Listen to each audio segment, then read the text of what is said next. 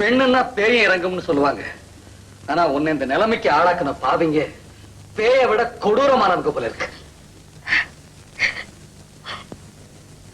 ஐயா, வாழ தகுதி இல்லாதவளை வாழ வச்சிருக்கீங்க. ரொம்ப நன்றி. நான் வரேன். இருமா, இந்த நிலைமையில எங்க போறேன்?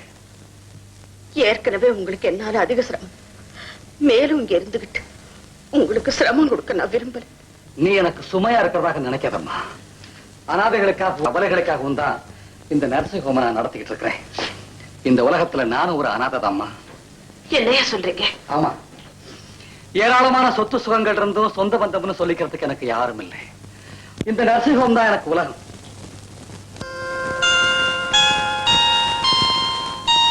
என்ன சாதிக்க போறேன்? போ போ.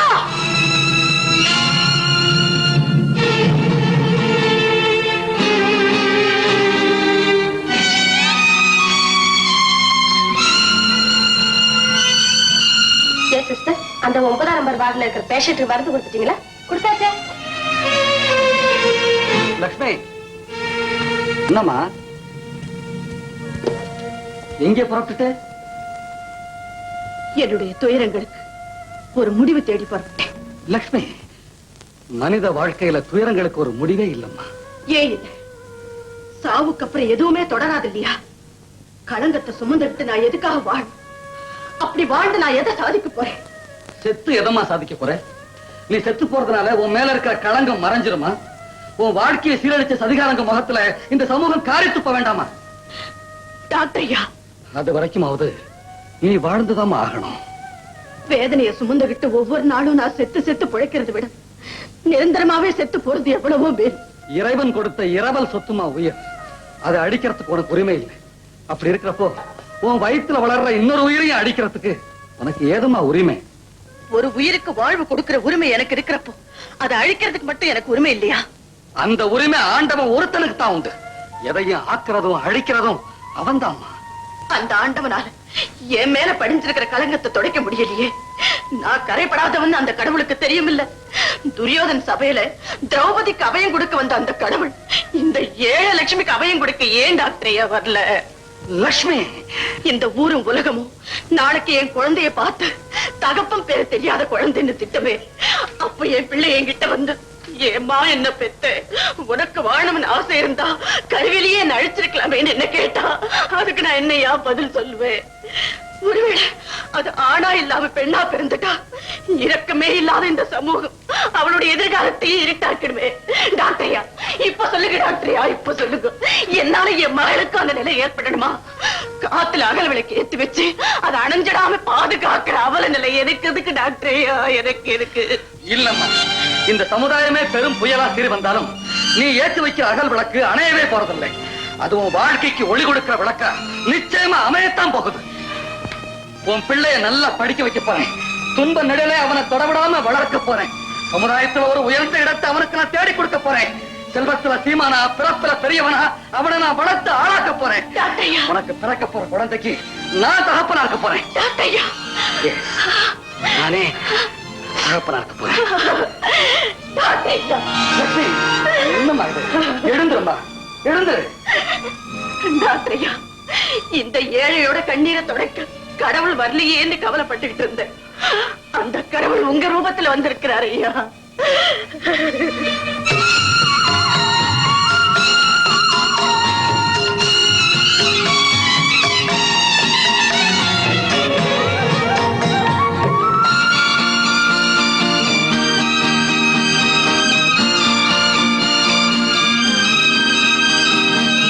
டாக்டரையா. அடடே லட்சுமியா, வாமா வாமா. எங்கம்மா இங்க வந்திருக்கிற? குழந்தை உங்ககிட்ட ஒப்படைக்கிறதுக்காக வந்திருக்கீங்க. Very good. குடுமா,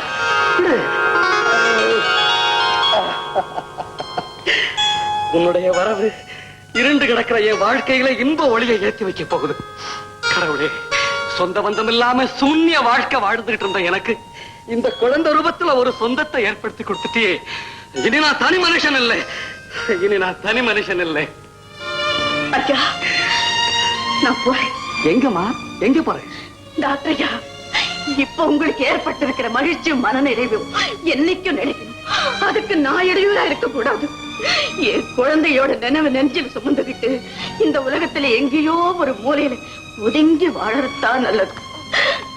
நான் போறேன், நான் போறேன். லக்ஷ்மி இல்லம்மா, நிழல் கொடுக்கிறதுங்கிறதுக்காக மரத்துக்கு கனியை சொந்தமாக்கிட்டு கொடி இடம் மாறி போனா எப்படி இருக்குமோ அப்படி இருக்குதுமா அவன் செய்கை.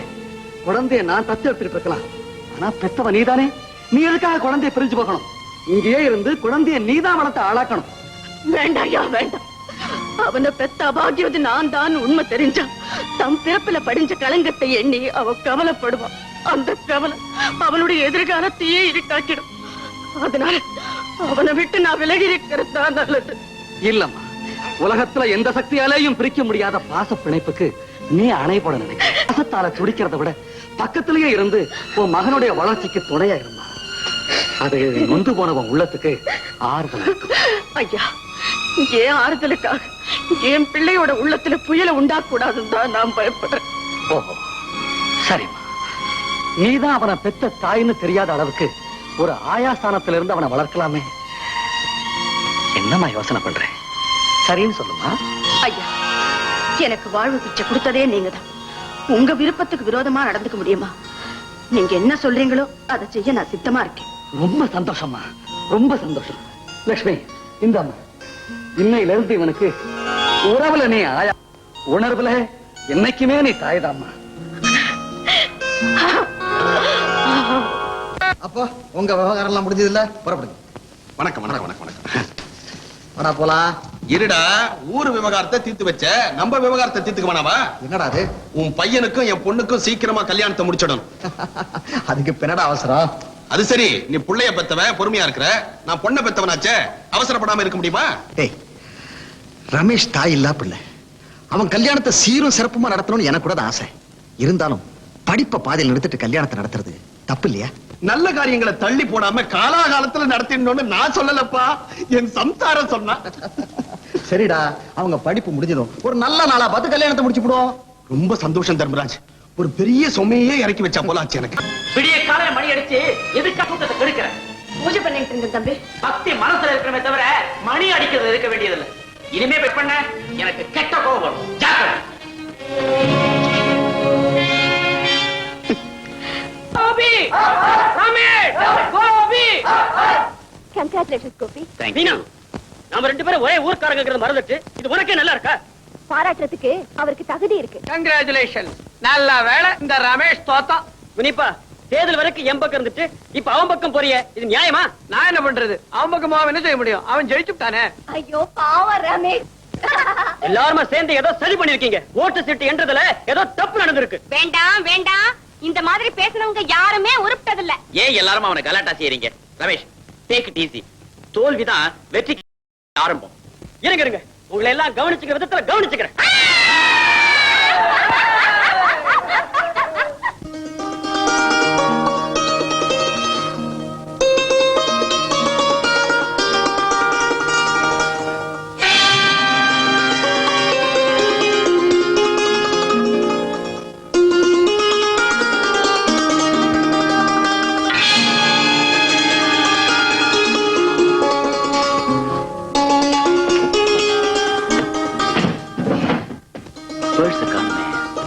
இங்க வச்சேன். பர்ஸ் எங்க போயிருக்கோம்? எங்க வச்சேன்? இதைத்தானே தம்பி தேங்க. கொண்டாங்க. இதைய நீ எடுத்த?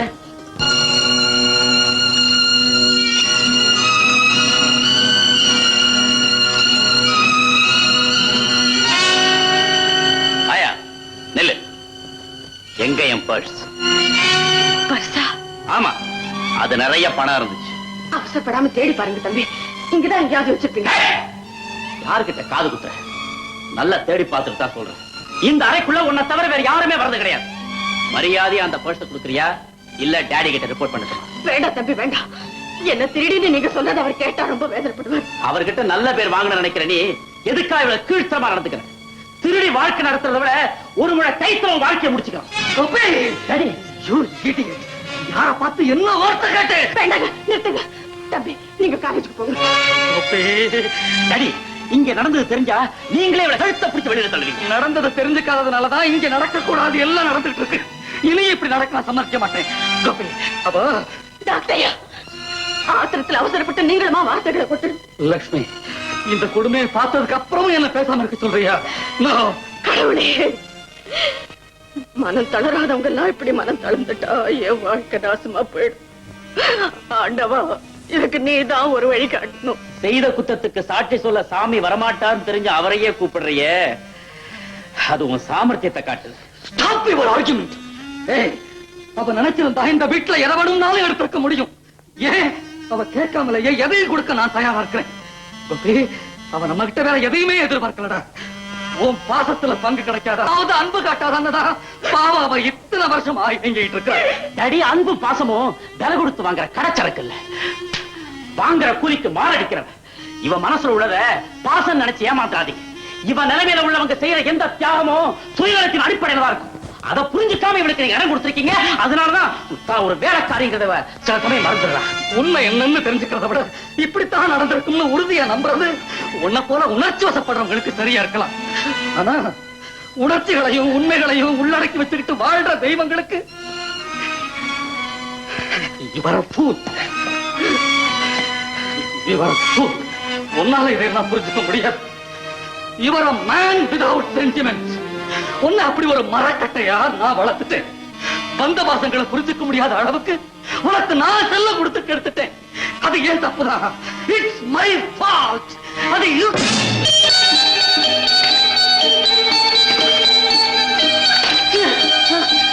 சரி சரி, ஆயா மாத்திரையை கொடுத்தா மெதுவா. சரி மெதுவா மெதுவா.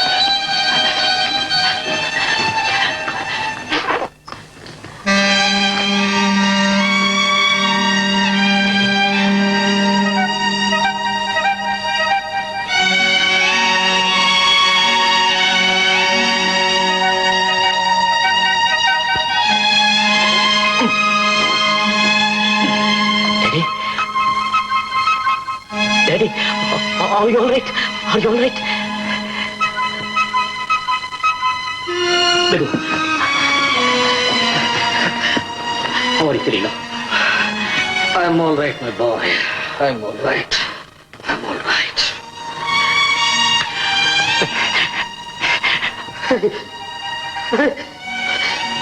லட்சுமி, உன்னை சரியா புரிஞ்சுக்கலம்மா. அதனாலதான் அவன் ஆத்திரப்பட்டுட்டான். தயவு செஞ்சு நீ அவனை மன்னிச்சிரு. என்ன டாடி சொல்றீங்க?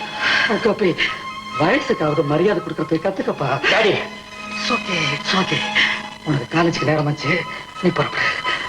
போப்பா போ போ.